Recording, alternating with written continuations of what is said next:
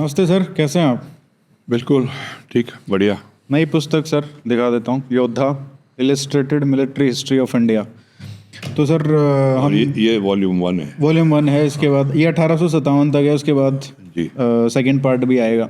वैसे तो ये महाभारत और रामायण से शुरू होती है, बट जो बहुत सिग्निफिकेंट वॉर मानी जाती है वो अलेक्जेंडर और पोरस की है, जो आज भी बहुत लोग डिबेट करते हैं कि कौन जीता था। बट उससे थोड़ा साइड हटके कि क्या मिलिट्री एस्पेक्ट्स थे उस लड़ाई के दोनों के बीच में। ये पूरी लड़ाई झेलम पे हुई थी। इनको क्रॉसिंग पॉइंट्स मिल नहीं रहे थे, ये दूसरी साइड में थे। इन्होंने जो ग्रीक्स थे, इन्होंने देखा कि ये शाम को ये ऐसे ऐसे होता है, ये हथियार रख देते हैं। तो जो ग्रीक्स हैं उन्होंने भी वही करना शुरू कर दिया, दिखाने के लिए कि हम भी रात को नहीं लड़ेंगे, ये नहीं करेंगे, वो नहीं करेंगे। But all the time they were probing, देख रहे थे कहाँ से क्रॉस कर सकते हैं, क्या कर सकते हैं, क्या कर सकते हैं। और जब फाइनल अटैक होता है तब पोरस के बेटे ने उनको रोकने की कोशिश की थी वहाँ से, बस जब उन्होंने क्रॉस ओवर किया। झेलम उस टाइम बहुत ही बड़ा रिवर ऑब्स्टिकल था, फास्ट फ्लोइंग रिवर है वैसे भी। आजकल तो हम लोगों ने बांध बना के नदियों का भी सत्यानाश कर दिया है, but they were actual obstacles. Crossing the Jhelum was a very big thing. और जब पहली बारी जब ये मैसेडोनियन सोल्जर्स हाथियों के अगेंस्ट आए हैं, इनका क्या हाल हुआ था, इनके रिकॉर्ड्स सच्ची में पढ़ने लायक है। क्योंकि हाथी जब आदमी पे चार्ज करके उसको बिल्कुल ही चिथड़े ऐसे फाड़ के रख देता है। इनकी तो काफ़ी बहुत ही ज़्यादा इनका the terror aspect was something quite fantastic. Watching a fully trained war elephant with all the armor and everything and people on it and all that, इनके लिए बहुत। वॉर एलिफेंट्स ये पहली बार शायद रिकॉर्डेड हिस्ट्री में हमारे है कि जब एक युद्ध में, इतने बड़े युद्ध में ये यूज़ हुए हैं। उससे पहले है, महाभारत में भी है शायद, लेकिन उतने उस लेवल पे नहीं है रिकॉर्डेड हिस्ट्री में। रिकॉर्डेड हिस्ट्री में नहीं है, क्योंकि ये पहली बारी पहला एक्चुअल युद्ध जिसपे आप, अशोका का युद्ध तो है ही, पर जिसमें रिकॉर्डेड हिस्ट्री में, पर ये जो अलेक्जेंडर का वो हुआ है, दे हैव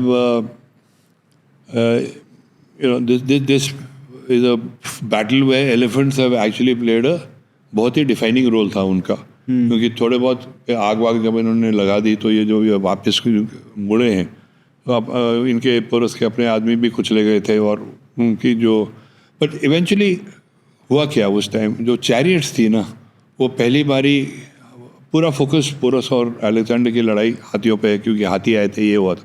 लेकिन वो जो वॉरफेयर पे जो इम्पैक्ट हुआ है, जो एवोल्यूशन होती है, वो जो मैसेडोनियन कैवलरी का जो स्पीड थी, जो ability to flank, ability to get to the side, this had a longer impact on warfare in the सब continent.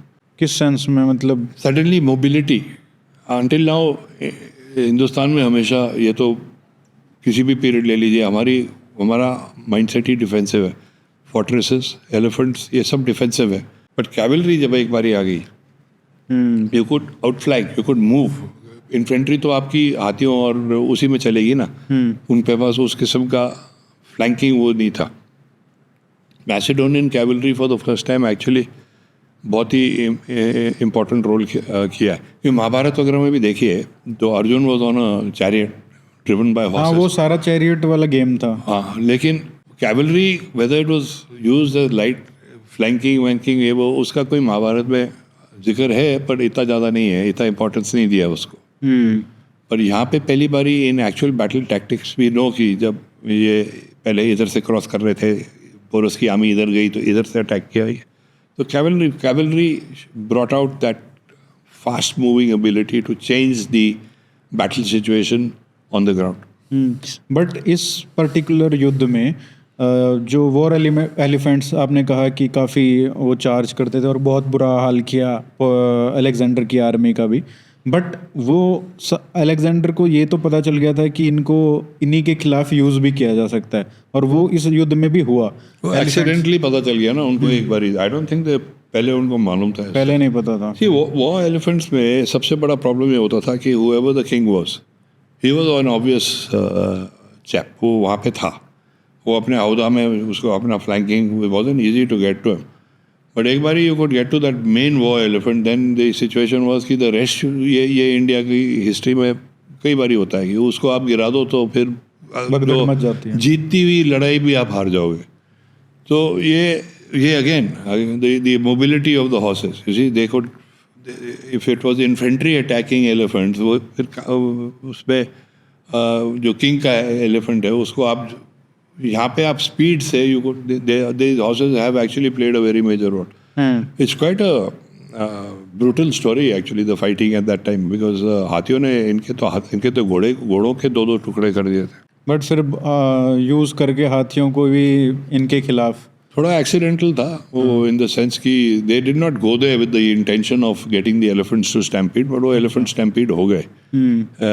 Fire is one thing which has been used by various people, even Babur used it, everybody used it, maybe in cases in the Mughal times कि उन्होंने पूरे ऊँटों पे आग लगा के, इसमें भी तो यही हुआ, ऊँटों पे आग लगाया था। वही मैं कह रहा हूँ, वही टैक्टिक्स फिर वो आपकी रेगुलराइज्ड हो गई। लेकिन हमको ये समझ में नहीं आ रहा था क्योंकि हम तो इसको 1500 1400 ये नहीं, हमारे tactic the warfare has been going on for a very long time. हाँ, एक बट वॉर एलिफेंट्स तो हम बाद में भी यूज कर रहे थे, मतलब उसके लगभग 2000 साल बाद भी यूज कर रहे थे। War elephants have been integral to the Indian concept of warfare. चाहे आप साउथ में जाइए, चाहे आप चोला पे जाइए, पांड्यंस पे जाइए, पल्लवस पे जाइए, चाहे आप विजयनगर एम्पायर में जाइए, चाहे आप वो ये आपके उड़ीसा में तो पूरा किंगडम ही हाथियों के पीछे नेम था। और जब सल्टनेट्स भी आ गई हैं तभी भी हाथियों का बड़ा मेजर रोल था। और मुगल जब तक आ गए, then the emphasis shifted more towards cavalry on both sides, both opposing factors. Elephants were very much a very integral part, but cavalry started playing a larger role in the overall concept of overall battle tactics. मतलब आप देखिए कि पहला जो lesson था cavalry की importance का, वो अलेक्जेंडर के टाइम पे समझ में आना चाहिए था, बट उसको कितना टाइम लग गया, मुगलों तक वो नहीं ऐसा नहीं था। एक बार ही cavalry became an important factor.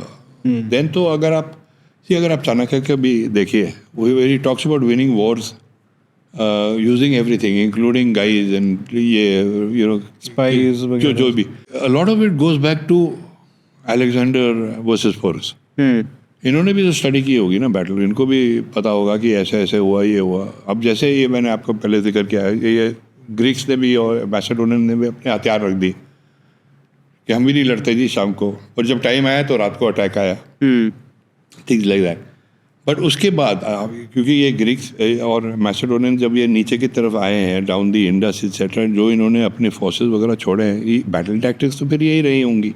And then even if you see what Chanakya has given you such a treatise where he talks about everything, about elephants, about horses, about this, about that.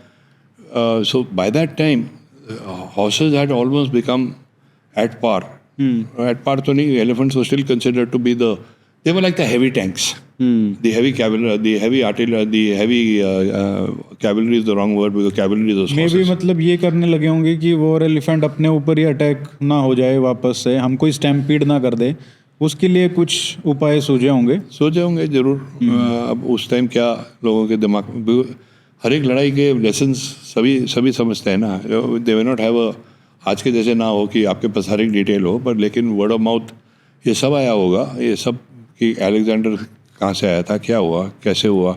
इसका पूरा impact पूरे north India में तो हुआ होगा, south में भी हुआ है, क्योंकि ये तो बिल्कुल उनके कुर्ग वगैरह में भी इनके गवर्नर्स वगैरह ये जनरल्स छोड़ के गए हैं। तो it has impacted warfare across the sub continent. ये काफ़ी इंटरेस्टिंग एस्पेक्ट है कि कैसे चाणक्य और चंद्रगुप्त मौर्य ने ये सब सीखा होगा, कैवलरी का इम्पोर्टेंस, और जो भी और भी अलग चीज़ें जो अलेक्जेंडर और पोरस के युद्ध के वजह से उनके आई होगी, क्योंकि ज़्यादा गैप नहीं है उन दोनों पीरियड्स में। जब ये लोग आते हैं, मौर्य एम्पायर एस्टेब्लिश होता है, वो भी एक अपने आप में बहुत ही बड़ी मिलिट्री अचीवमेंट है, क्योंकि एक जो आचार्य है और एक जो ऐसा व्यक्ति है जिसका कोई ऐसा इतिहास नहीं है, कोई ऐसे बड़े परिवार से नहीं आता है, समृद्ध परिवार से नहीं आता है, या कोई मिलिट्री बैकग्राउंड से नहीं आता है, और वो दोनों पूरे साम्राज्य पे, पूरे भारत पे एक मौर्यन एम्पायर एस्टेब्लिश करते हैं, तो ये मतलब कि और उसको सस्टेन भी करते हैं, उसके बाद पूरा पूरा डायनेस्टी क्रिएट होती है। तो उसका कारण आपको मिलिट्रीली कितना बड़ा कारण लगता है कि क्या उन्होंने रिफॉर्म्स किए होंगे या क्या मिलिट्री टैक्टिक्स यूज़ की होंगी पूरे भारत को पे अपना राज चलाने के लिए? चंद्रगुप्ता का जो इनिशियल ट्रेनिंग थी ना, वो सारा ये इस एरिया में हुआ था, ये माउंटेनस टेरेन में, जहाँ पे आपकी ये लड़ाई वगैरह हुई है, झेलम, ब्यास, इस एरिया में। एंड जो पूरा जो मिलिट्री हिस्ट्री आपकी जो जो लेसन्स आप लेते हो, उस टाइम भी आपकी इवॉल्विंग मिलिट्री हिस्ट्री थी, जो सबसे बड़ा आइटम है वो है geography, understanding of geography. Without understanding of geography आपकी हिस्ट्री तो कहीं होगी ही नहीं। पर चंद्रगुप्ता का जो इनिशियल पीरियड था, ही वाज आल्सो इस एरिया में he had been involve in quite a lot of fighting and things like that when he came to power. The entire system was evolving. It always is. Even now, warfare is evolving. आज drone वगैरह की बातें हो रही हैं, आज आपकी cavalry, tanks, armoured का सिचुएशन क्या है, it is changing overnight, and if you don't adapt you had it. तो उस टाइम भी यही हो रहा था कि जब ये लोग आए थे, जब ये मैसेडोनियन ये अपना अलेक्जेंडर का अटैक हुआ है, उसके बाद एक्चुअली बहुत ज़्यादा एम्फोसिस पोरस पे। उसके बाद क्या हुआ इक्वली इम्पॉर्टेंट है, because after they move down, they eventually move down, Indus से आए ना नीचे, तो आपका वो पूरा बेल्ट कवर हो गया इन मैटर ऑफ स्पीकिंग। जब सिंध तक गए, कराची से फिर निकले होंगे, जो उस टाइम कराची था कि नहीं था। तो ये पूरा एवोल्यूशन जो था ना, ये पूरी बेल्ट पे आ गया। और वो as I mentioned earlier, he was leaving governors behind everywhere. अब इनसे कॉम्बैट करने के लिए भी तो टैक्टिक्स फिर बदल रही होंगी। They were changing, they were figuring out what to do. यहाँ पे कैसे हारे हैं तो यहाँ पे क्या करना पड़ेगा। मतलब जिस तरीके से ये एम्पायर बिल्डिंग का एक्सरसाइज है, विच रिक्वायर्स मतलब not just defensive strategies but offensive ones, whether we take Mauryan empire, whether we take Gupta empire. तो क्या आपको लगता है कि इन दो पीरियड्स में जो एक्सपेंशन का, एम्पायर बिल्डिंग का जो एक्सरसाइज है, वो पॉसिबल नहीं होता अगर वो कैवलरी का इम्पोर्टेंस नहीं समझते? क्योंकि आपने जैसे कहा कि अलेक्जेंडर के आने के बाद ज़्यादा समझ में आया होगा कि ये भी मूव भी ज़्यादा जल्दी कर सकते हो, ट्रैवल ज़्यादा कर सकते हैं, आपकी फोर्सेस मूव कर सकते हैं क्विकली। तो क्या वो एक कारण कहा जा सकता है कि उसकी वजह से ये एम्पायर बिल्डिंग शुरू हुआ होगा इंडिया में? देखिए, एक चीज़ तो साफ है, अगर घोड़ों पे एम्फेसिस नहीं आता तो आप इतना मूव भी नहीं करते ना। आप अपने कैपिटल में, मगध में ही बैठे रहते, इधर ही बैठे रहते, पाटलिपुत्रा में बैठे रहते कि ठीक है, कहाँ तक जाओगे, हाथी वगैरह, अब फौजों को हिलाना आसान नहीं होता है। तो एक तो eventually it was the infantries foot marching which used to make a difference, but the cavalry give them the ability to also और एक्सपैंड देयर फ्रंटियर्स। सबसे पहले तो मोस्ट इंपॉर्टेंट थिंग इज कि they had to understand the concept of frontiers. अगर आप एक डड्डू के जैसे एक कुएं में बैठे हुए हो तो आपका वो कुआं पूरा संस्कार है, उसके आगे कुछ नहीं है ना। But for them to be able to understand ये है, उनको फिर मालूम है कि ये गंगा है, यहाँ से ये है, यहाँ पे हिमालयाज है, यहाँ पे ये है, ये इस एरिया में ये है। उनको the concept of frontiers actually opened up in mobility. Without mobility, अभी भी मैं ये नहीं कह रहा कि इनको suddenly they had complete access, but mobility changes your mindset. अगर आपके पास मोबिलिटी नहीं, आप क्या देखेंगे? उसके पहले आपके पास you didn't have the ability to move into those distances. Most of your movement in any case was restricted to rivers. And वो भी एक पॉसिबिलिटी कह सकते हैं कि वो जो दिमाग खुला होगा, वो भी उसका फाउंडेशन कहीं ना कहीं मिलिट्री स्ट्रेटजी में है कि कॉन्क्वेस्ट करना है तो मूव करना है। Without conquest, you see, unfortunately or fortunately, whichever way you want to see it, the whole concept of empires, about kings, about this thing was capture or get captured. अगर आपके पास जितना भी खजाना है, किसी की आंख तो उस पर लगेगी। अगर आपको उसको खजाने को बचाना है, आप उसकी टेरिटरी पर, वही offence is the best form of defence. तो जो एक्चुअली चंद्रगुप्ता और the Gupta period, that is where they actually started सच्ची में expanding outwards in a very definite sort of a manner कि हम push the boundaries as far away, bring in your empire, try and get as much revenue as you can. These are the major factors which defined kingdoms in those days. जिस तरीके से Mauryan empire ने, चाणक्य ने, चंद्रगुप्त मौर्य ने सीखा होगा Alexander से, उनकी युद्ध की जो प्रणाली थी, उनकी टैक्टिक्स थी, उसी तरीके से क्या जो गुप्त एम्पायर है उन्होंने भी जो पहले उनसे पहले इन्वेजन हुआ उनसे कुषाण का, क्या उनसे भी कुछ मिलिट्री स्ट्रेटजीज वगैरह कुछ इम्पोर्टेंस उनको समझ में आया था, कुछ नया? They had to. I mean, as I said, it's an evolving situation ना, हर एक चीज़ में आप सीखते हो. और गुप्तास का तो उन्होंने अपने भी तो डॉक्ट्रिन्स वगैरह सब लेके आए हैं. उस टाइम में क्या एप्लीकेबल था, कैसे होना चाहिए था, what needed to be done, and they were obviously very progressive in a way, क्योंकि उस डायनेस्टी में the first recorded female emperor is also, I mean Rani is also, दो से वो रूलिंग अपने बेटे के नाम से कर रही थी. तो things were changing all the time. And also you know बहुत सारी चीज़ें हैं जो उस पीरियड की जो हमको काफ़ी सरप्राइजिंग लगती हैं. जैसे अगर आप बिम्बिसारा से लेकर अशोका के उस वाले पीरियड में देखिए तो fratricide was a very major thing. Yes, they were always killing their fathers. और ये हम हमारी हिस्ट्री में जब हम देखते हैं, हम कहते हैं कि अरे वो तो इस्लामिक पीरियड में ये ऐसे ऐसे करते थे, पर इस पीरियड में भी वही हो रहा था. You know, there is no difference. The brutality of what happened later is a separate matter, but warfare is always brutal. या जब अशोका कलिंगा में गया है और उसने हर एक को मारा है ये वो, और उसके बाद भी जो हुआ है वॉरफेयर, तो जिससे आप एक आदमी मारो चाहे आप 1 लाख आदमी मारो, वही है ना. एक आदमी मरता है तो वो ट्रेजेडी है, 1 लाख मरते हैं तो स्टेटिस्टिक है. एग्जैक्टली. सो वही जब फिगर्स थोड़े बड़े हो जाते हैं तो आप उसको नोटिस करते हो. लेकिन warfare is not a nice thing. और एक्चुअली अगर देखा जाए देयर इज, अभी कई बार कहते हैं ना कि आजकल warfare is more, what should आई, उसके लिए क्या क्या वर्ड कहते हैं, कि थोड़ा सा इतना ज़्यादा पर्सनलाइज नहीं हो गया. अब आप दूर से मिसाइल मारो तो आदमी फट गया, मर गया, उसका आप उसकी आंतड़ियाँ निकलते हुए नहीं देखते हो. पुराने ज़माने में तो you had to put the sword into his stomach and wrench it, और उसको खींच के निकालना पड़ता था.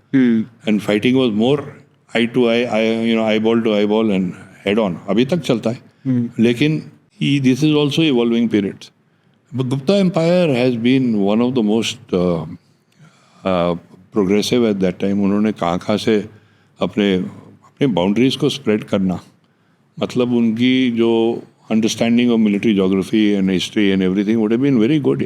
वो भी कैवलरी का काफ़ी यूज़ किया था उन्होंने गुप्ता पीरियड में. एक्सपेंशन, ऐसा कुछ major changes in doctrines did not happen. जो इन्होंने जो अरशद वगैरह में था, जो कुछ यू नो बोला था, वो उसको लेके चलते रहे. They have been, there obviously were changes every time. हर एक बैटल के बाद there is an evolution of tactics and things like that. कुछ ना कुछ तो ऐड होएगा ही. लेकिन जैसे कि sweeping changes नहीं हुए होंगे. अगर हुए होते तो they would have impacted and would have been known. और जब भी ये किंगडम्स बने हैं एट सच लार्ज स्केल, चाहे मौर्याज हों, गुप्ताज हों, एक चीज़ जो देखने को मिली है वो है कि मैरीटाइम जो ट्रेड है वो बहुत इंक्रीज होता है. और इसका फोकस भी रहा है, क्योंकि उससे क्या है, पैसा बहुत मिलता है जी. एम्पायर को सस्टेन करने में बहुत इनको मदद मिलती है.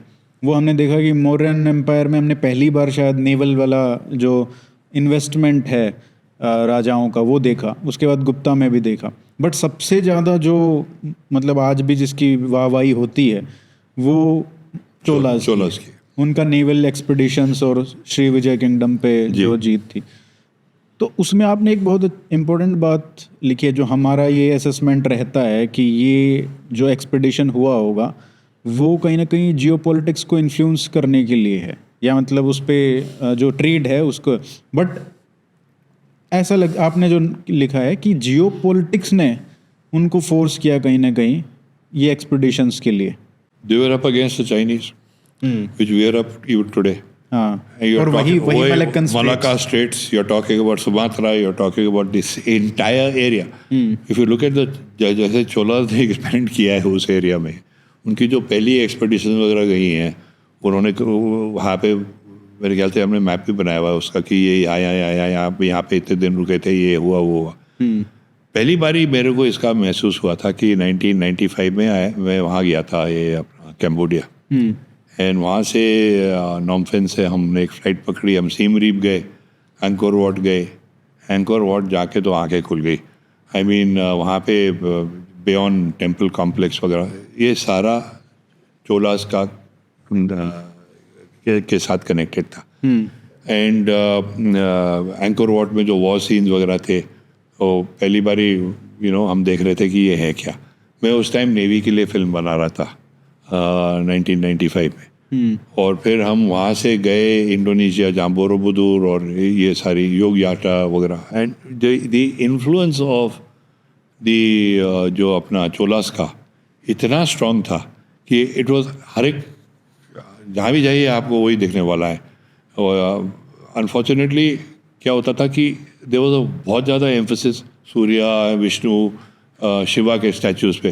पर अगर आप नीचे ध्यान से देखें तो थोड़ा बहुत आपको वॉर सीन्स भी मिलेंगे, आपको मैरीटाइम सीन्स भी मिलेंगे, आपको जैसे उस ज़माने की किस किस्म की शिप्स थी वो रॉक्स पे वहाँ पे एंकोर वॉट में इंग्रेव्ड है। तो यू धीरे धीरे you can start piecing all this together. 95 में घरों में तो मिलिट्री हिस्ट्री का इतना ज़्यादा जिक्र भी नहीं होता था। तो पर लकीली क्योंकि मैं फिल्म बना रहा था और कैमरास थे मेरे पास, जो भी मुझे दिखाई देता था मैं उसको शूट कर लेता था। वो बहुत काम आया बाद में। एंड चोलास का main thing was to stop the Chinese from expanding into this area. The Chinese ships were in direct competition with Indian ships. हम तो अभी हंसी आती है जब आप 1498 पे वास्को डिगामा डिस्कवर्ड इंडिया, वो तो बाद में आएंगे। लेकिन ये हमारी शिप्स तो 33 BC वगैरह सिसिली से आपको एविडेंस मिल चुका है कि Indian ships going there. Our navigators were all over the place.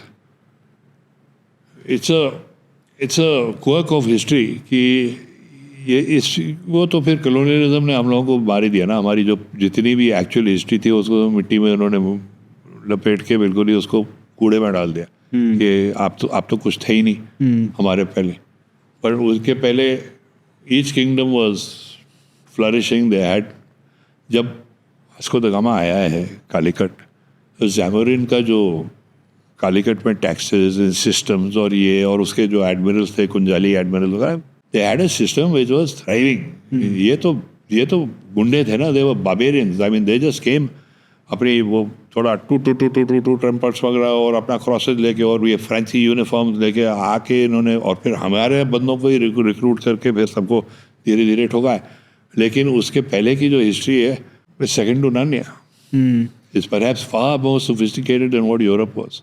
But आपको क्या लगता है कि कमी कहाँ पे रही? क्योंकि अगर हमारे जो मिलिट्री टैक्टिक्स थी वो थोड़े एडवांस थे उनसे, या फिर हमारे जो शिप बिल्डिंग थी वो एडवांस थी, तो क्या हमारा जो जैसे छोटे छोटे एम्पायर थे ना, मतलब वो एक जगह पे लिमिटेड है, वो एडवांस है उनके कंपैरिजन में, बारबेरियंस के कंपैरिजन में, बट इट्स नॉट माइटी कि वो बाहर जाके आउटवर्ड वो ऑफेंसिव स्ट्रेटजीज यूज करे, या वो एम्बिशन ही नहीं था? क्या चक्कर था ये? What happened with the horse जो अलेक्जेंडर के टाइम पे, उसके पहले भी हुआ है। मैं ये कह रहा हूं, I am not putting it all on Alexander doorstep, but जो जैसे warfare got completely what should I say went into a different zone, घोड़ों के साथ, with the arrival of the colonial powers, with the Portuguese, followed by the Dutch, followed by the French, Greek, French and the British, the French आखिरी थे, Danes भी आए हैं, Spanish भी आए हैं, सब आए। This was another watershed, क्योंकि here mobility went into a different zone altogether. Don't forget, एक चीज़ मत भूलिए आप कि 200 साल के लिए किसी अपने वेस्ट कोस्ट में कोई डेंट नहीं लगा सका। They were kept in their place. The Marathas fought, everybody fought. जितने भी आपके ये मूर्स थे और ये जो आपके मुस्लिम सल्टनेट्स वगैरह, इन्होंने उनको आर्म्स लेंथ पे रखा हुआ था। वो तो प्लासी के बाद जाके दरवाजे खुल गए और सारे ताश के पत्तों के जैसे कलैप्स हो गए। But the evolution happened because you had ये शिप्स आ गई, 18 guns, 24 guns, 26 guns, 50 guns. They could hit you and move. The Indian concept of warfare, because we were a subcontinent, हम लोग कभी बाहर की तरफ नहीं अटैक करते, हमारा बहुत डिफेंसिव मोड था। आप पूरे वेस्ट कोस्ट पे जाइए, सब फोर्ट्स ही फोर्ट्स है, विजयदुर्ग, सिंधुदुर्ग, ये वो, उनको आप कैप्चर करने के आप सोचते हैं कि कैसे इनको कैप्चर कर सकते हैं। लेकिन सबसे पहले तो Portuguese arrived and demonstrated the ability to have heavy ships. दो हेवी शिप्स वर एक्चुअली पहले डिसएडवांटेज में थी, क्योंकि जो वेस्ट कोस्ट है उसमें बहुत सारे एस्चुरियंस वगैरह है ना, तो उसमें शैलो और वाटर में लाइटर बोट्स वो still putting up a fight in the sense that they could do things. Portuguese ने आते ही साथ क्या किया है, गोवा में इनको फुटहोल्ड मिल गया, वहाँ जाके उन्होंने काबदोरामा में और नॉर्थ गोवा में और ये जाके उन्होंने सबसे पहले अपने फोर्ट्स बनाए।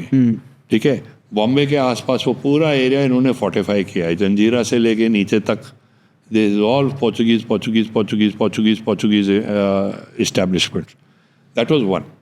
द सेकंड थिंग दैट इन्होंने जो किया है, इन्होंने जो लोकल किंग्स थे ना, इनके अगेंस्ट इतनी रूथलेस मैनर से इन्होंने, आपकी जो कोचिन की लड़ाई हुई है, जो बैटल ऑफ द्यूब हुई है पहले, उसमें Egyptians were involve. The Egyptian fleet had come because the entire ये पूरा Arabian sea by that time had become a strong hold of Muslim traders. They had to fight for their survival. इनको decimate किया है इन्होंने। जो आपका कोचिन का battle हुआ है, इन्होंने तो पूरा हर एक कोई भी शिप जाती थी इसे टैक्स लेते थे। तो ये एक दो लोगों ने टैक्स नहीं दिया तो इन्होंने सारे बच्चे सब लेके उनको सेल्स में बंद करके पानी में फेंक दिया। जब ये बॉडीज शोर में आई है तब जाके वो बैटल ऑफ कोचिन हुई है। बट मोबिलिटी नहीं थी। अगर आप उस पीरियड को देखें ना, अगर यहाँ अटैक किया, यहाँ पे अगर पिट गए कोई बात नहीं, इधर उनकी शिप्स इधर आ जाएंगी, यहाँ से आपको मारेंगी।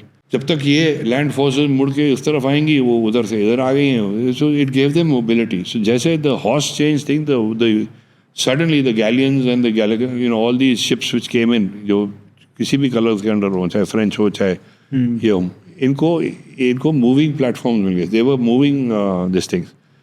अंग्रेज and all that put up a very good fight again, but don't forget अंग्रेज was still a coastal navy. वो they were not blue water नहीं थे। तो इसका पूरा अगेन वही एवोल्यूशन की बात होती है ना। So this is one of the watersheds. So you are saying कि ज्योग्राफी हमारी ऐसी है कि उसकी वजह से जो हमारी मिलिट्री टैक्टिक्स हैं वो अफेक्ट होती हैं बेसिकली, कि हम सिक्लूडेड हैं। देखो वो आइसोलेट कर सकते थे ना आपको। नहीं, मतलब मैं I am talking about psychologically, कि ऊपर हमारे पूरे हिमालयाज हैं, ठीक है, वो प्रोटेक्ट करते हैं, नीचे आपका पूरा सी है, और इधर भी आपका हिंदू कुश माउंटेन्स, और वो एक बहुत छोटा सा एरिया है, वहाँ से आते थे, वो आप डिफेंड कर सकते हो, है ना। और तभी कासिम जो है वहाँ से आया था तो पिटा था, लेकिन जब सी से आया तो उसने इन्वेड कर दिया सक्सेसफुली। लेकिन ये मतलब एक क्या साइकोलॉजिकल इशू है इंडियंस के साथ हिस्टोरिकली, कि हम डिफेंसिव पोजीशंस में ही रहते हैं हमेशा। आर वी सेटिस्फाइड कि हमको बाहर जाके इन्वेड नहीं करना है?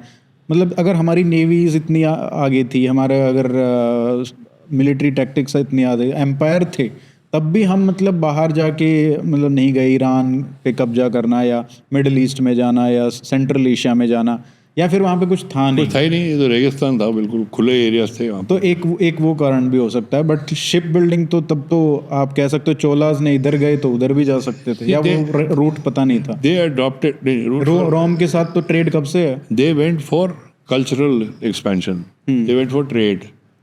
Indians by and large there has been a lot of warfare inside. ये नहीं है कि हम बड़े साधु लोग हैं, हम बड़े पीसफुली बैठे हुए हैं। जो एक नैरेटिव है कि हम कहीं बाहर जाके दूसरे की टेरिटरी पे अटैक नहीं करते हैं, that is the whole problem. क्योंकि आपका सब कॉन्टिनेंट इतना बड़ा है और इतना डाइवर्स है। एक तरफ आप हिमालय से, आप तो ब्रॉड पैरामीटर्स दे रहे हो, आप अंदर भी तो देखिए। यहाँ पे आपके वेस्टर्न घाट्स है, सह्याद्री में, और इधर आपकी पूरा ये विंध्यास है, इधर आपका नागा पटकाई है, इधर आपका ये है, ये वाली रिवर ऑब्स्टिकल्स रही हैं। इन्हीं को आपको क्या कहते हैं हैंडल करना बहुत टाइम लग रहा था, right. So most of your warfare and expansionism was exhausted with in the subcontinent itself. There has never been any case, very rarely has anybody thought कि जरा बाहर जाके भी थोड़ा गड्ढा लेके आएंगे. Burmese have dominated us here.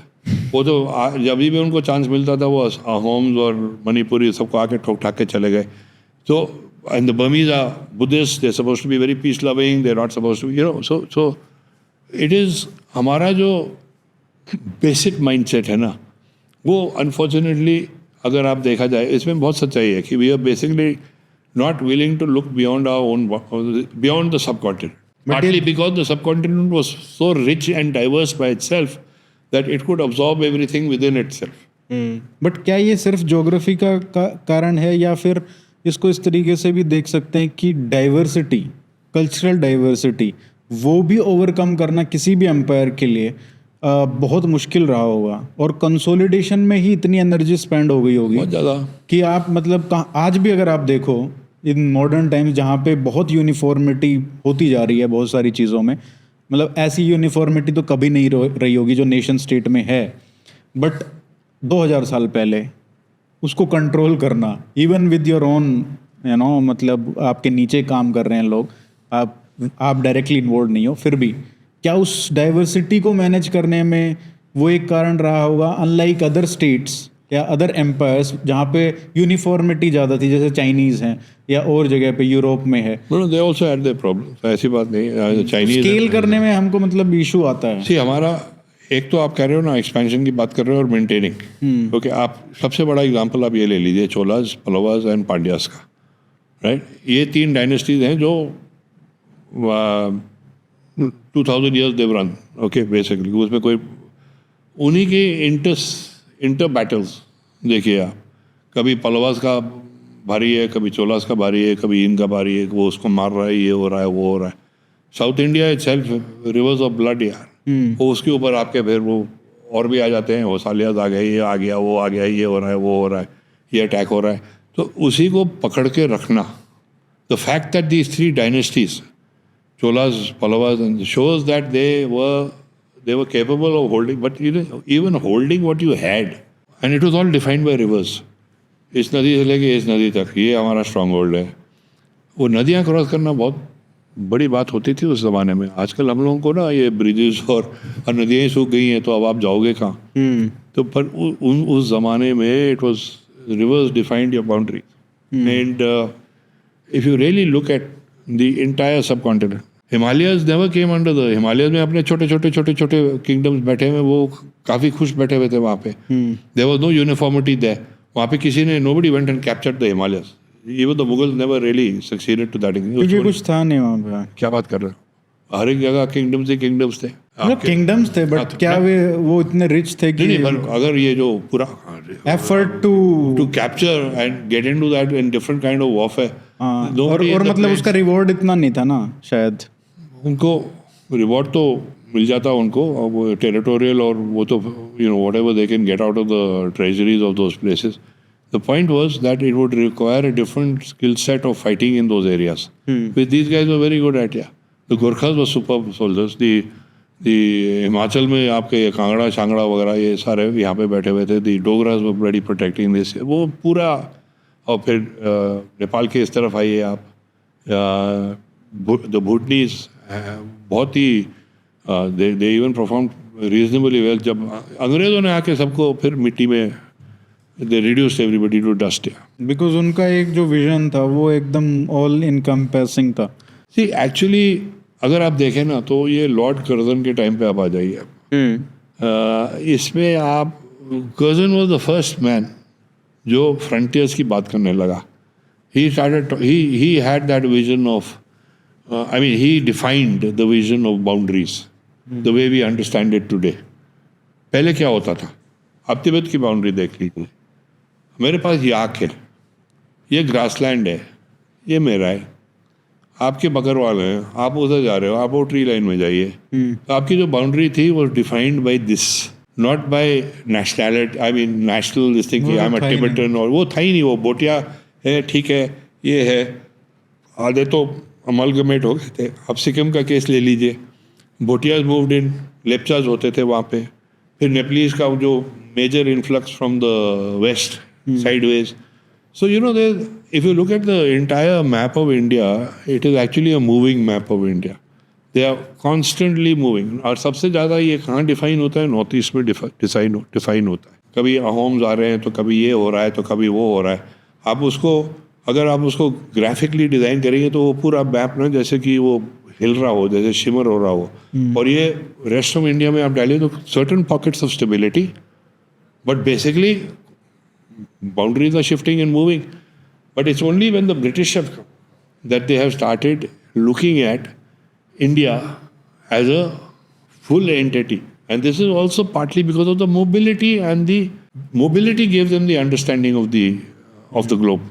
And they also had understanding कि हमारे जो दुश्मन हैं वो कहाँ कहाँ हैं। जैसे नॉर्थ में उनको पता था कि नॉर्थ वेस्ट में रशिया है, तो वो भी एक फैक्टर रहा होगा ना कि वहाँ तक पहुँचना है, अफगान तक पहुँचना है कम से कम। From frontiers, because push it as far as you can. ये पहली Afghan war, second Afghan war, why were the British so intent कि इसको जितना दूर डाल सकते हो आप डालो।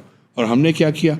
1947 में बंटवारा कर दिया। आपकी बाउंड्री दिल्ली के से 200 किलोमीटर दूर है, पाकिस्तान का तो और भी कम है, होगा तो 8-9 किलोमीटर दूर है फ्रॉम द बाउंड्री। तो we have drawn our boundaries right under our own nose. The whole concept of kingdoms was कि थोड़ा give yourself a buffer. अगर कोई invader भी आएगा तो फिर देखेंगे उसको I rather fight him in a buffer area rather than in the core area. Core area में तो then I lose everything if I lose everything. But मेरे को एक बात समझ में नहीं आती कि नेवल जो पावर है वो अगर इतनी इम्पोर्टेंट थी कि सब एम्पायर्स उसमें इन्वेस्ट करते थे, तो मतलब आज भी वो कमी दिखती है। और बीच में तो बहुत जगह ऐसी कमियां आई हैं कि जब पावर्स रीजनल पावर्स रह गई तो उन्होंने उतना इन्वेस्ट नहीं किया उसमें, जबकि वो उसके सहारे एक ग्रेट एम्पायर बन सकते थे ट्रेड के थ्रू। मराठा नेवी को किसने तभी तो वो ग्रेट बने। किसने डिस्ट्रॉय किया? नहीं, ग्रेट तो छोड़िए, जो हुआ बीच में उसको छोड़ दीजिए आप। वो तो खुद ही आपने आपस की लड़ाई में Marathas who have destroyed the Maratha navy, right? The whole problem was there was nobody, कोई ओवरऑल कंट्रोल नहीं दे रहा था आपको। आपका कोई there was no centralised position of कि हु डिक्टेटिंग कि चलो यहाँ पे ये होगा तो ये होगा। This is what the colonial powers use ना, क्योंकि अब यहाँ मारेंगे, आप जब तक यहाँ पे आप कुछ करोगे इधर पहुँच जाएंगे। And because they had the concept of again through mobility and through ships, it is the British navy which is actually उनकी जो वॉरशिप्स वगैरह हैं, ब्रिटिश नेवी क्या, even the Portuguese navy, even the Dutch navy, it was all based on the warships. एक worship पहुंच जाती थी एक जगह, वो पूरा आपका जियोपॉलिटिकल सिचुएशन बदल जाता था। तो ये क्या फंडामेंटल क्या प्रॉब्लम है? वैसे अगर आप किसी नॉर्मल व्यक्ति से पूछते हो तो जो एक नरेटिव है वो ये है कि हम हमेशा डिवाइडेड रहे हैं, है ना। अब आप सिर्फ ये डिवाइडेड नहीं है कि मराठास हैं, इधर जाट हैं, उधर सिख हैं, इधर कुछ और है, इधर वो। मराठास में भी डिविजन्स हैं, राजपूत्स में भी डिवीजन है। राजपूताना एक जगह एक नहीं है, 5-6 है ना। तो ये आपस में भी, तो क्या प्रॉब्लम क्या है कि जिसको पावर मिल जाती है, क्या ये प्रॉब्लम है कि जिसको पावर मिल जाती है वो उसकी चाहता ही नहीं शेयर करना? उसकी वजह से जो क्लेमेंट्स हैं उनके जो ईगोज हैं या उनके जो एम्बिशंस है वो हम मैनेज नहीं कर पाते हैं।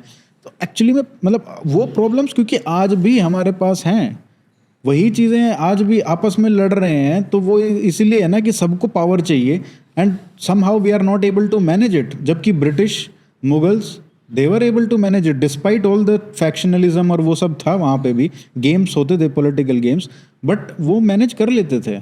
They were reporting to a single crown, you see, don't forget that. चाहे ईस्ट इंडिया कंपनी हो या कुछ भी हो, इवेंचुअली तो एक ही पावर का आप अथॉरिटी दे रहे हो। मराठास की अभी हम बात कर रहे हैं, मराठास का आप देखिए शिवाजी के बाद क्या हुआ? The dynasty split between Kolhapur and the rest of Poona, these are the two power center.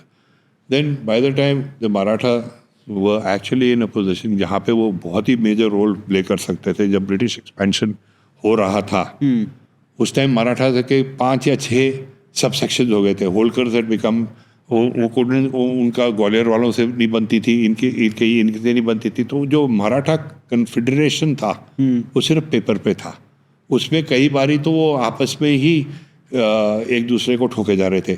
और सबसे बड़ी चीज़ अंग्रेज़ों की जो उनकी नेवी के अलावा was the ability to sniff out की आपकी वीकनेस क्या है। कि हम दोनों बात कर रहे हैं, मेरा और आपके बीच में किस चीज़ पे मैं उंगली लगाऊं तो वो जाके प्रेशर पॉइंट बनेगा, फिर आप मेरे पास आओगे, आप जाके बोलोगे ये बहुत वो है, मैं इसको गिरा दो, मेरे को डाल दो. You know, they how many Wars have the British actually one? Plassey से शुरू करो. अगर आप प्लासी गिनिए, श्रीरंगापट्टनम को टीपू के अगेंस्ट ले लीजिए, आप उनकी एक और मेजर बैटल ये है भरतपुर की, हैं जी. उसके बाद इन्होंने सिक्स और इधर उधर काफ़ी, पर वो they have not been tested to the level that they needed to be. आदि Sikh wars they won by bribery and this that and everything. Gorkha war में इनका थोड़ा सा ये ठोकर. असलियत में साम दाम दंड भेद करने वाले वही थे. अरे सबसे बड़े हरामी तो यही है. I mean there is no other word for it.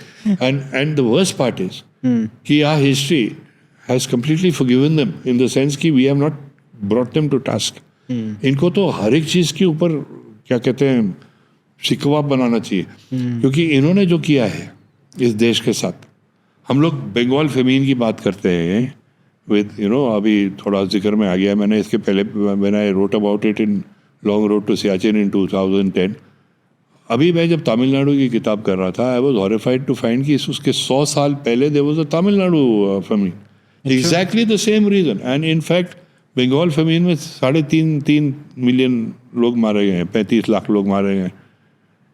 Tamil Nadu का जो फेमीन हुआ था उसमें 55 लाख लोग मारे गए थे. अच्छा. Nobody talks about it. Nobody talks about it. Same reason. Grain was exported, not given. Yeah, wo. Our history, we have forgotten the brutality. और इन्होंने करा क्या है?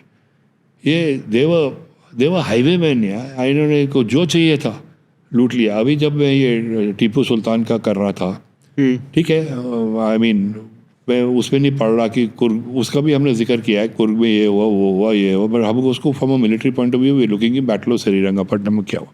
मैंने किताबें नहीं डाली हैं वो वाली पेंटिंग्स वगैरह, पर दे आर डिपिक्शंस कि टीपू के हेरम में इनके जो ऑफिसर्स वगैरह हैं, they are raping the women.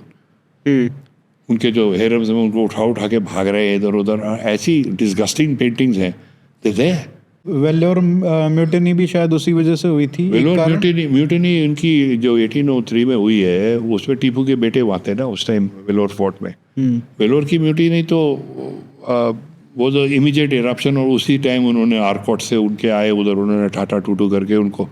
पर जो पहली बारी वेलोर म्यूटिनी की सबसे बड़ी बात यह है कि पहली बारी they started blowing people up from cannon.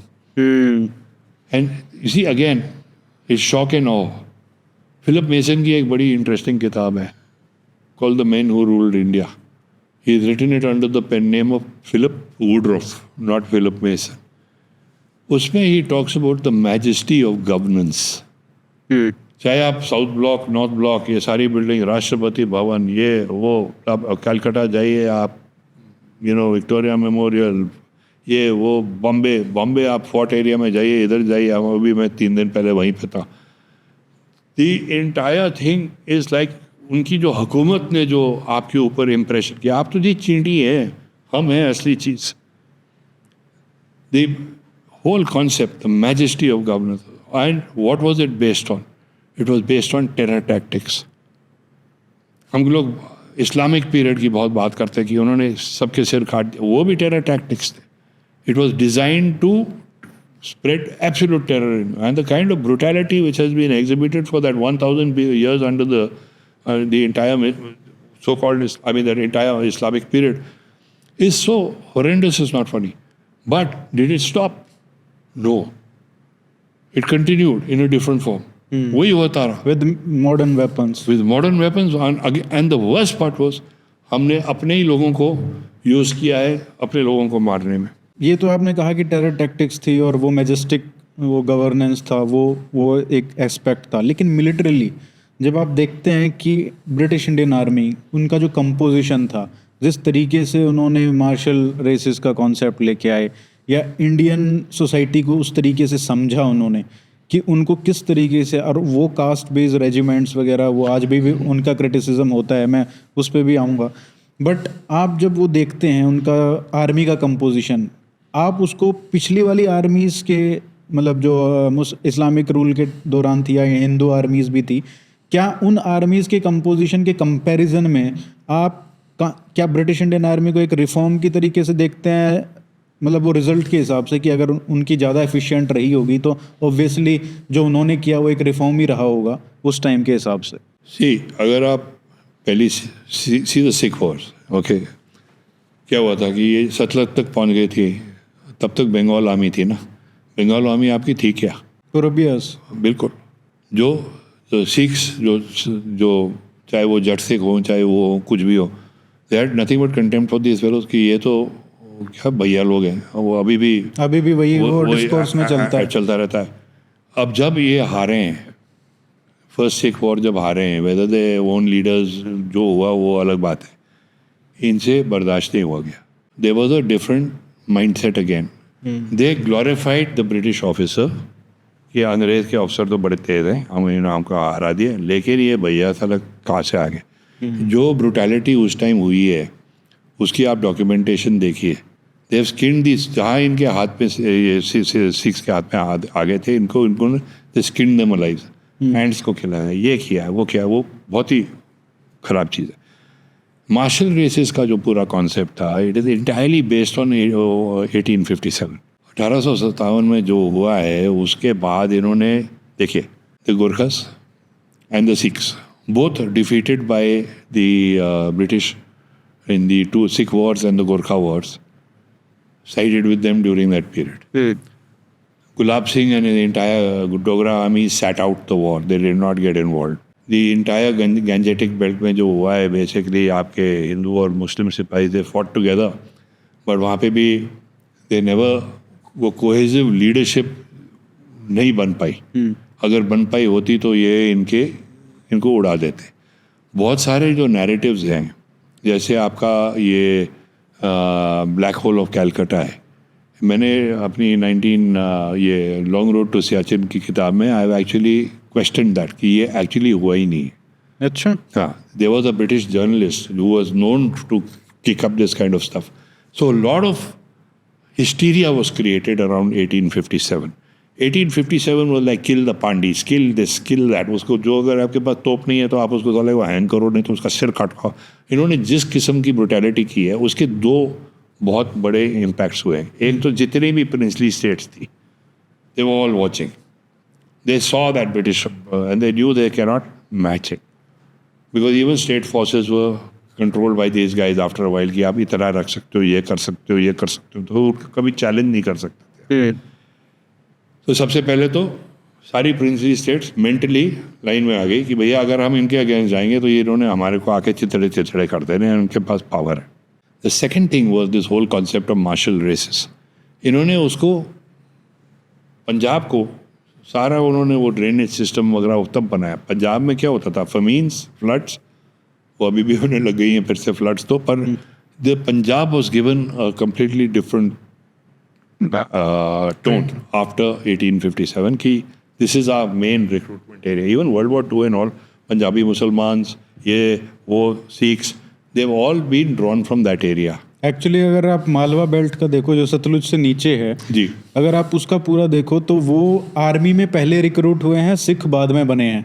I'm not too sure about that, but the entire, it's very recent actually, 100 years. yeah, I mean they see the British were very good at playing this game.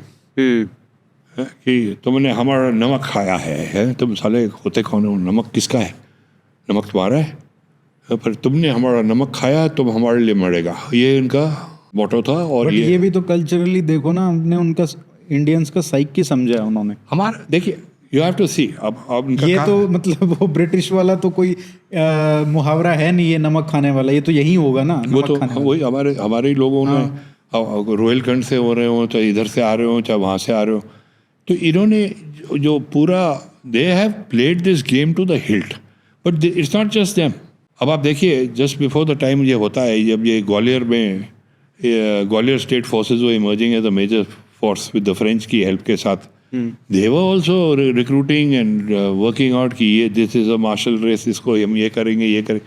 So this has been something which every ruler has played it to his advantage. अब आप राजपूताना में, हाँ भाई आपने जिक्र किया था, 3-4 Jones तो हो ही गई, आप ले लीजिए Mewar, Udaipur, Marwar, Jodhpur, Jaipur, they were all at loggerheads with each other. They would rather see if Rajputana had come together, अगर एक बॉडी में आ गई होती तो ये पूरी हिस्ट्री आपकी अलग होती, पर होने नहीं दिया ना. पर फिर टॉड आया, वन इंग्लिशमैन, टॉड्स एनल्स. आज भी पूरा राजस्थान का वो टॉड एनल में अगर आपका नाम है तो वो खुल के घूम रहे हैं कि जी हम तो जी उस पे है. तो मैं ये कह रहा हूँ कि we are too fragmented, much too fragmented. That is why हमारे को ये फोर्ट्रेस इंडिया को जो हमने पहले भी जिक्र किया, पिछली बार भी जो हमने बात की थी, as Indians today in the world जो श्रिंक हो रहा है उसमें फोर्ट्रेस इंडिया के लिए अगर आप नहीं सोचनी होगी ना, आप अभी हम What is Fortress India? Fortress India is every part of India. Tripura is as important to us sitting in Delhi as Manipur, as Kashmir, as Trivandrum, as Cochin, as everything. You have to start in that includes उसमें बांग्लादेश और पाकिस्तान को भी include करूँगा, क्योंकि आपको उसको दो point से देखना पड़ेगा. एक तो आपका एक्सटर्नल है, जब आप एक्सटर्नल में देख रहे हो आप मिलिट्री थ्रेट्स देख रहे हो कि पाकिस्तान क्या कर रहा है, बांग्लादेश से क्या थ्रेट आ रही है, बर्मा से क्या आ रही है. लेकिन दो थ्रेट्स है, एक एक्सटर्नल है, एक इंटरनल है. इंटरनल थ्रेट में आपका सबसे बड़ा प्रॉब्लम तो ये है एनवायरनमेंट का. आजकल अभी जो पाकिस्तान में फ्लड्स आए हैं, स्वॉट वैली में एक्सेट्रा, हम अभी बड़े आराम से बैठे, whole world ignored it, they said कि दे डिजर्व्ड इट. उनके तो कोई मुलाज़ ने यहाँ तक जाके बोला है कि क्योंकि हम बॉलीवुड फिल्म देखते हैं, वो कछुओं में घूम रहे हैं तो हमको पनिश हो रहा है. वो सब भूल जाइए. लेकिन उसका जो इम्पैक्ट है, if you don't learn the lessons, the reason why the SWAT floods are so important is because the entire half of Pakistan was under flood. Half of Pakistan. It's not a blowing joke. ये आपकी आज की reality होने वाली है. Half of Punjab, हमारा पंजाब. तो वही तो मैं कह रहा हूँ, ये आपकी धीरे धीरे यही रियलिटी हो रही है. आज आपके पास अरुणाचल में फ्लड हो रहे हैं, आप अरुणाचल में तो अभी शुक्र है अभी नो मेजर. हिमाचल में फ्लड हो रहे हैं. आपका कल देखिए एक बारिश आई है, आधा हरिद्वार और ये उड़ रहा है. तो the reality is changing. And वहाँ पे फिर फर्क नहीं पड़ेगा कि आप बांग्लादेशी हो कि आप पाकिस्तानी, क्योंकि ये पूरा सब कॉन्टिनेंट अंडर थ्रेट है from an ecological point of view also. Sooner और later we have to fight that. वो बाकी आप कुछ करो ना. ये फीलिंग जो आप कह रहे हो ना, ये नहीं है. ये फीलिंग आज भी नहीं है कि अगर मणिपुर में कुछ हो रहा है तो यहाँ पे वो अर्जेंसी है ही नहीं कि जो मान लो हरियाणा में हो रहा हो, पंजाब में हो रहा हो, या सबसे उत्तर बड़ी प्रदेश फीलिंग है ना हमारी. सबसे बड़ी फीलिंग यही है. अभी जो आपका मणिपुर में हो रहा है, कुकीज़ और इसके, ये लेगेसी इश्यूज है. इसमें प्रॉब्लम एक्चुअली डेट्स बैक कि अंग्रेज़ों ने क्या किया था, ये किया था. लेकिन भाई you have to find solutions यार. कब तक आप अपना सिर ऑस्ट्रिच के जैसे रेत में डाल के बैठे रहोगे कि चलो जी मणिपुर में हो रहा है, कोई बात नहीं, वहाँ जल रहा है, कोई बात नहीं. कल तेलंगाना में कुछ होगा, कल पंजाब में कुछ होगा, कल क्या हो रहा है. आई मीन होता रहता है. But incidents of this magnitude cannot be allowed. They have to be tackled, but somebody has to tackle them ना. नहीं, ये तो नेशन स्टेट का मतलब बिल्डिंग का ही फेलियर है.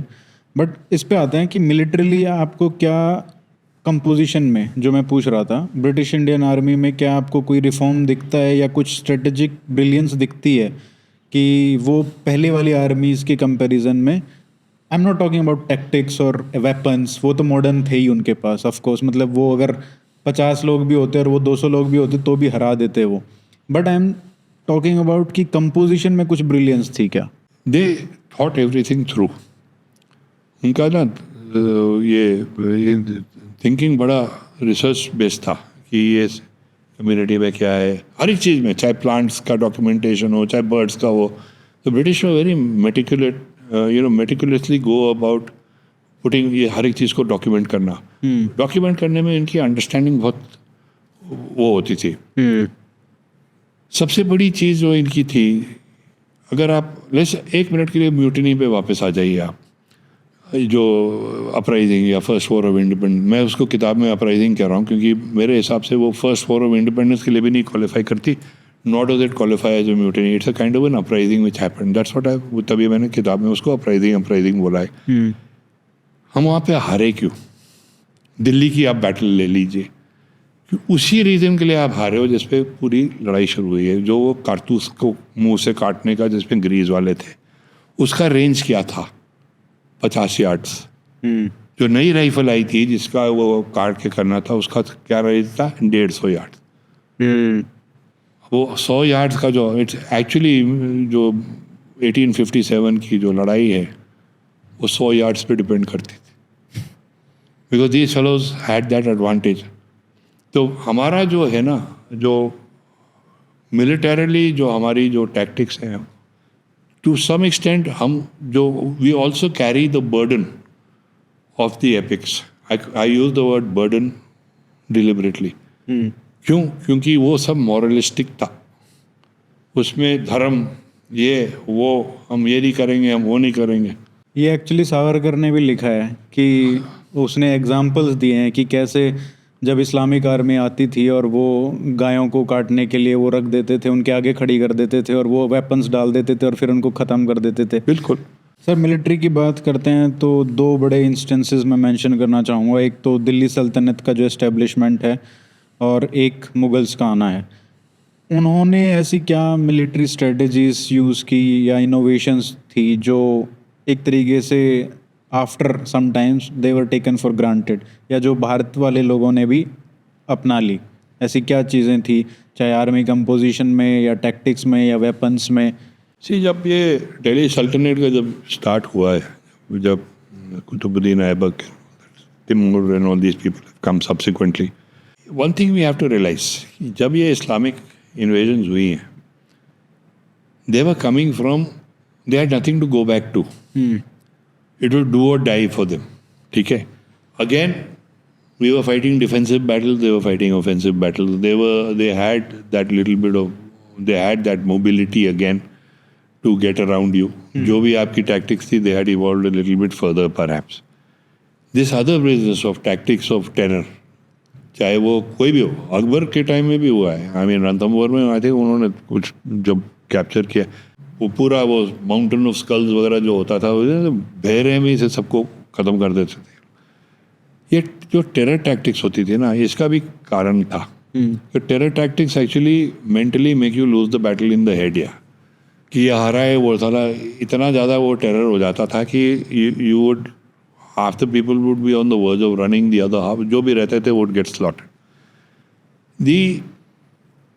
जो सबसे पहले जो biggest thing about the Delhi Sultanate is that over that period of time, between 1190 to whatever, 300, 400 years that they ruled, it wasn't just the Delhi Sultanate.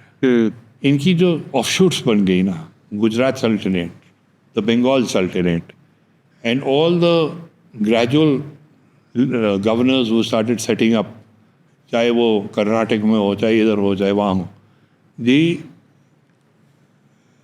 Delhi सल्तनत लेफ्ट सच, उसका इतना ज़्यादा इम्पैक्ट हुआ है क्योंकि उन्होंने पूरी कंट्री को डिवाइड कर लिया between themselves. Last real known this thing was the Vijayanagara empire, but it was, Vijayanagara empire was also not, it wasn't Hinduism versus Islam. Vijayanagara empire, half the generals were Muslim, they didn't see it, they probably did not see it as a Hindu versus Muslim वाला scenario. पर जो ये दिल्ली सल्तनत का जो expansion हुआ है, वहाँ से पहले उनका दिल्ली में जो, दिल्ली की जो स्ट्रेटेजिक पोजीशन है ना, वो that was important. They started to expand. उन्होंने हिमालय को छोड़ दिया उस टाइम, लेकिन नीचे की तरफ गुजरात में इनका, Gujarat and Bengal were your two major revenue earning areas.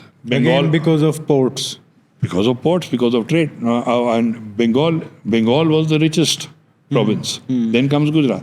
अब इनमें इनके इंडिपेंडेंट सल्तनत बन गए, फिर वो बामनी वो आ गए, फिर उसके बाद ये 5 फर्दर स्प्लिट हो गए। बचा क्या? नथिंग। वो पूरा का पूरा एरिया आपका डिवाइड हो गया था। फिर you know the entire thing came under the grip. They failed to hold it after the British came.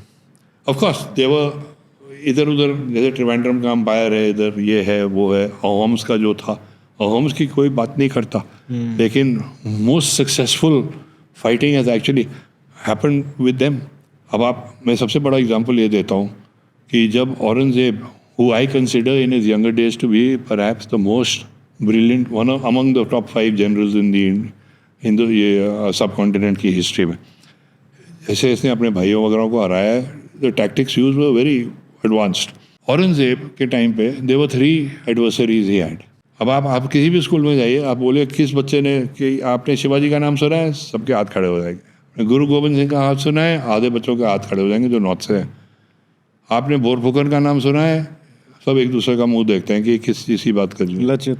They were all born within 10 years of each other. ये तीनों ने एक कॉमन एनिमी था, Aurangzeb.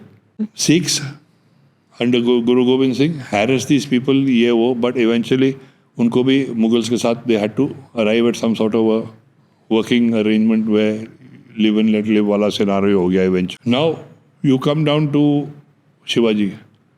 Shivaji militarily all that guerrilla tactics ये वो, but actually did he ever defeat any of the Mughal आर्मीज?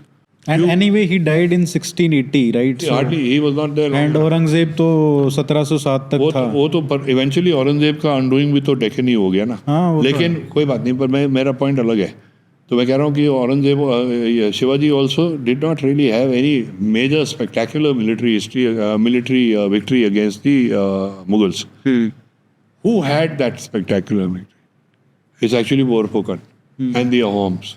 क्योंकि इनका जो मीर जुमला था औरंगजेब का गवर्नर, वो कहाँ से आया? पहले तो वो ब्रह्मपुत्र उसको जो जमुना बोलते हैं, उस मेघालय को स्कर्ट करते हुए ऊपर दे गॉट टू शिव सागर।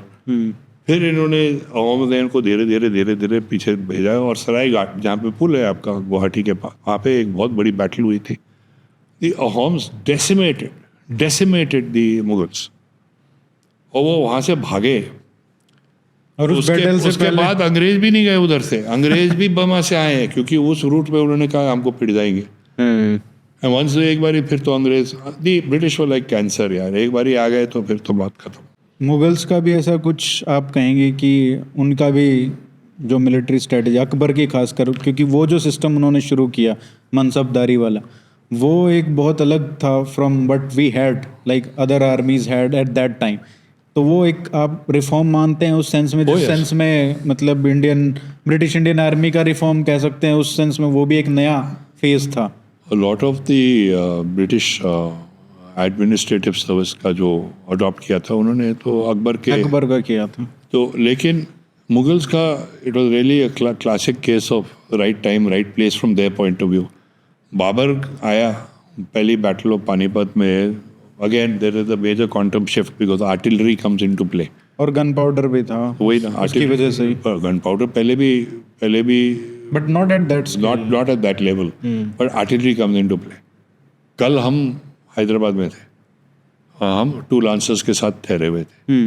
वहाँ से जब आप सिकंदराबाद में उनकी जो एरिया से बाहर निकलते हैं तो एक अंडर टनल बना हुआ है, अंडर पास बना हुआ है। वहाँ पे आर्मी के बड़ी शौकीन है ना अपने वो स्लोगन लगाने के। तो वहाँ पे उन्होंने लिखा हुआ था, God is on the side of that, or God is on the side of the, or God is on the side of the person with the best artillery. And that is, it is true. Yes. So artillery completely changed the entire concept of war all over again. But Akbar is a very strange character because he has also done a lot to, I mean, he brought in all these civil administration, he did a lot of things. But like every human being, he is also evolved. He's been through, he has this absolute brutal side to him also. And then, उसके बाद जहांगीर आए, उसके बाद ये आया वो आया, but that empire simply grew and grew and grew because all the riches of from Bengal and these areas were all coming. Akbar, his main expeditions were against Bengal because he had to bring all these governors under control. Actually, Mughal empire भी देखी जाए तो ये दिल्ली सल्तनत का ही then है आपको, क्योंकि उन्होंने ही दरवाजे खोले हुए। उसके बाद कौन आया, किसका छपा हो गया, कौन ज़्यादा बड़ा हो गया, वो बात चलती रही। पर एक बार ही वो सल्तनत इस्टेब्लिश हो गई, it spread its wings like that across the sub continent, और उन्होंने फिर आपको चोक कर दिया। और डोंट फॉरगेट कि एक और चीज़ भी बड़ी इंपॉर्टेंट फैक्टर है, आप घड़ी घड़ी मैरीटाइम ट्रेड की बात करते हैं, पूरा वेस्ट कोस्ट का maritime trade was controlled by the Muslim population. Biggest thing that happened, Delhi सल्तनत का जो पहले the first people who actually thought of fortifying the coastal area, मैंने उसका वो मैप ही डाला है वहाँ पे, कि वॉज एक्चुअली द दिल्ली सल्तनत। उन्होंने वो पूरा उसको सोच के कि ये और उसी के कारण ये गुजरात सल्तनत और ये वाली सल्तनत और ये वाली, they let these mushroom because they became the satellite, and they also had to adjust their cousins and their uncles and this and that. South में जब वो 5 बन गए उसमें, उसके बाद वो शिया सुन्नी वाला भी एंगल आ गया, क्योंकि वो But all this stuff has happened in a very Delhi Sultanate नहीं होती ना, तो I don't think Mughal Empire would have had that kind of foundation was laid at that time. अच्छा, तो इसकी बात करते हैं कि बैटल ऑफ तराइन जो है, उसके बाद तलीकोटा भी कह सकते हो, उसके बाद पानीपत का तीसरा विश्व युद्ध हो गया, विश्व युद्ध नहीं कह सकते, तीसरा युद्ध, और हेमू की जो लड़ाई थी, इन सब में ये बहुत ही कॉन्सिक्वेंशियल लड़ाइयाँ मानी जाती हैं, जो ये कहा जाता है कि अगर ये नहीं होती तो भारत का जो इतिहास है वो बहुत अलग हो सकता था। तो आपके हिसाब से जो फेलियर्स रहे यहाँ पे, उसमें सबसे बड़ा मिलिट्रीली कौन सा फेलियर आप पिन पॉइंट करना चाहेंगे? देखा जाए तो eventually it is lack of cohesion again, क्योंकि चाहे महाराणा प्रताप हो, चाहे कोई भी हो, अगर सारी फोर्सेस एक साथ आ गई होती, वो यहाँ पे वही वाली हिस्ट्री हो रही है कि ये मुंह मोड़ के उधर बैठा हुआ है, ये इधर बैठा हुआ है, ये इन्होंने इसको ख़रीद लिया, ये हो गया, वो हो गया। ये हमारी हिस्ट्री में बहुत ज़्यादा हुआ है। But these are the defining battle. अभी जितनी भी आपने बोली हैं, इनमें ये है कि अगर इसका ये नतीजा होता तो ये हिस्ट्री बदल जाती। कई बैटल्स होती हैं जिसमें हिस्ट्री, ओवरऑल हिस्ट्री को नई इम्पैक्ट करेंगी। इसमें मैं थर्ड बैटल ऑफ पानीपत को नहीं इंक्लूड करूँगा, क्योंकि ये Mughal empire was already on its way out and Marathas.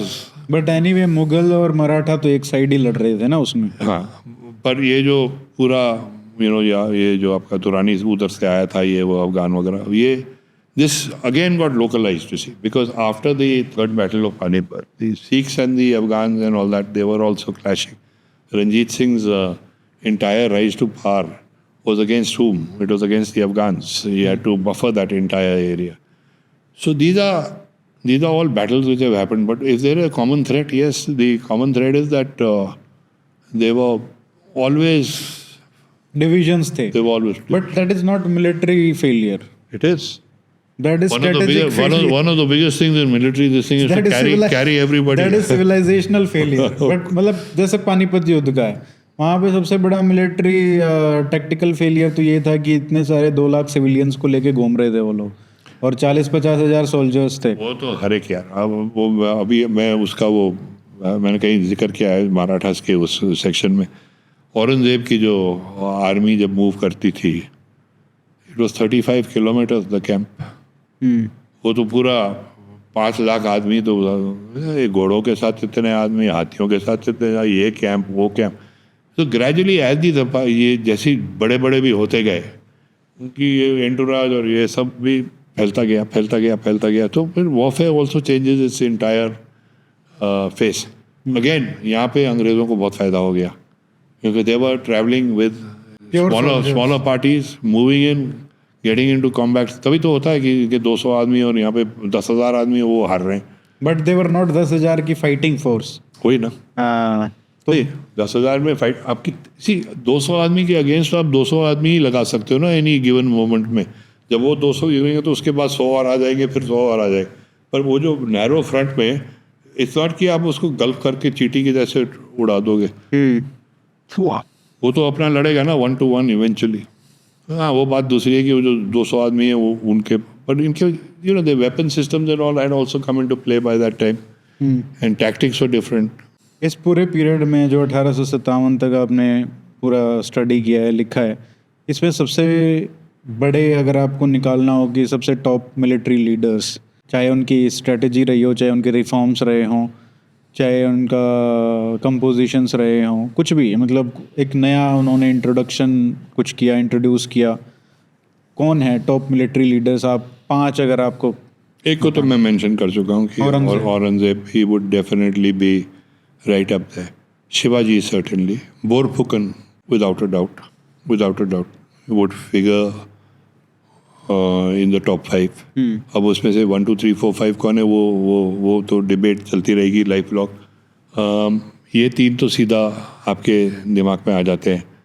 I would include a non-military ruler as in that top 5. एक Chanakya, because his doctrine has surpassed and survived and been the foundation for so much subsequently.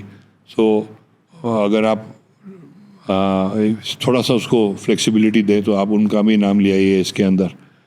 And the other very very successful general of that time who managed to bring a very very disparate and very difficult lot of people together was Ranjit Singh. But Ranjit Singh's from volume 2. He's not from volume 1. So अब volume 2 में भी अगर आप आ जाए तो फिर और भी ज़्यादा नाम आ जाएंगे. नहीं फिर तो वो हम डिस्कस करेंगे जी. क्या? अच्छा, एंड बाय द वे ये जो मैंने 5 नाम दिए हैं इसमें आई एम फ्रैंकली स्पीकिंग अगर आप इसमें चोलाज और पल्लवाज और इनका इंडिविजुअली अगर आप आ जाए ना तो उसमें से 5 में से 2 या 3 नाम तो वहाँ से भी आ जाएंगे आपके. Only thing is because the problem with the Chola and the history is that they've got they looked at as an entire dynasty over so long that वो छोटे छोटे no matter how much or how effective they were, this got lost. But there were some outstanding generals over there. आज ये पूरी history में क्या क्या lessons हम लर्न कर सकते हैं जो आज भी रेलिवेंट हैं हमारी मिलिट्री के लिए? यही फोर्ट्रेस इंडिया. हमको फोर्ट्रेस इंडिया नहीं सोचेंगे तो हम मरेंगे, क्योंकि वो क्रैक्स होंगे और वो क्रैक्स के थ्रू पानी के जैसे आते रहेंगे. आप कुछ भी कर लीजिए. सबसे बड़ा कारण इस किताब का यही है कि we want people to understand आपकी डीएनए. ये आपकी हिस्ट्री नहीं है, ये आपके डीएनए है. This is your DNA in print. This is what has happened. आप बोल सकते हो कि मैं जी ब्राह्मण हूँ, मेरे को इससे कुछ नहीं लेना, मुगल ये थे, नहीं. वो उनका भी जो है आपके डीएनए में आ चुका है. Because they have even the British is a part of your DNA because we've been through 200 साल हम गुलामी की है उन लोगों की. We were under their control. Our history got impacted by all kinds of things. We need to understand those things. जब तक आप वो नहीं समझोगे आपको आपके ये क्रैक्स रिमेन करेंगे. The whole idea is for the future generation. हम इस किताब के बड़े ambitious plans है. इसको हिंदी में तो निकल ही रही है, इसको हम हर एक लैंग्वेज में निकालने के चक्कर में ये मराठी, गुजराती, नागामीज, असमीज, तेलुगु, उड़िया, पार्ट 2 भी आ रहा है इसका 18 से. पार्ट 2 तो अभी 2 महीने में निकल जाएगा. और ये हमारा एम है कि इसको हम हर एक बच्चे को किसी तरह से पहुँचाएंगे.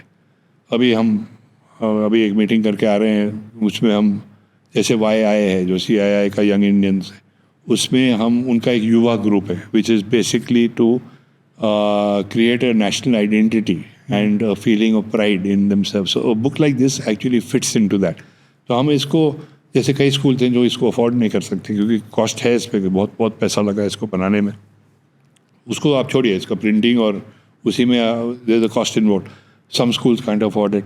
जो नहीं अफोर्ड करते हम कंपनीज के पास जा रहे हैं, कह रहे हैं कि आप हमको CSR में ले लीजिए, आप डिसाइड करिए कौन से स्कूल्स को देना है. पर हर एक बच्चे को get him to see this book, चाहे वो अगर पढ़ भी नहीं सकता, even if is illiterate, because it's illustrated military history of India, उसको काफ़ी समझ आ जाएगा. And yet our target is not only the school kids and all that. We are this book applies as much to 90-year-olds, 70-year-olds, चाहे आप उसके बच्चे के बाप हो, चाहे आप उसके ग्रैंड पेरेंट्स हो, चाहे आप.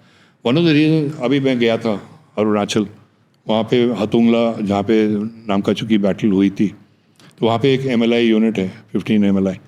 तो वो मुझे कह रहे थे कि बल्कि आपका जिक्र हुआ था वहाँ पे, जैसे सर आपकी 62 किताब तो सब ऑफिसर्स वगैरह ने पढ़ी हुई है, लेकिन हमने आपके सारे वाद चैनल पे वो 62, 65 सारा सब कुछ देखा. Each guy told me this. I didn't, एक बंदा भी नहीं मिला जिसने नहीं देखा था. पर वो घड़ी घड़ी कह रहे थे कि सर ये किताबें जैसे आपकी 62, 65 वाली किताबें हैं, आपकी लॉन्ग रोड टू सियाचिन है, they seem to know about all this. जैसे इनका आप ट्रांसलेट क्यों नहीं कर रहे हो? मैंने कहा ट्रांसलेट नहीं, इनको हम रीराइट करेंगे और हम इनको बस उसके लिए फिर रिसोर्सेज चाहिए, पैसे चाहिए, तो हम उसमें लगे हुए हैं. और ये हमारा योद्धा का next immediate objective is to now try and cover it from all these perspective. Sir मैं एक बार दिखा देता हूँ लास्ट में योद्धा, जो लोग ख़रीदना चाहते हैं, और सेकंड पार्ट अगस्त में आ रहा है, तो तब हम उसके ऊपर भी एक एपिसोड करेंगे. थैंक यू सो मच, आपने इतना टाइम दिया और इतने अच्छे से एक्सप्लेन किया, और मिलते रहेंगे ऐसे ही. Thank you. करते हैं. Thank you. All the best.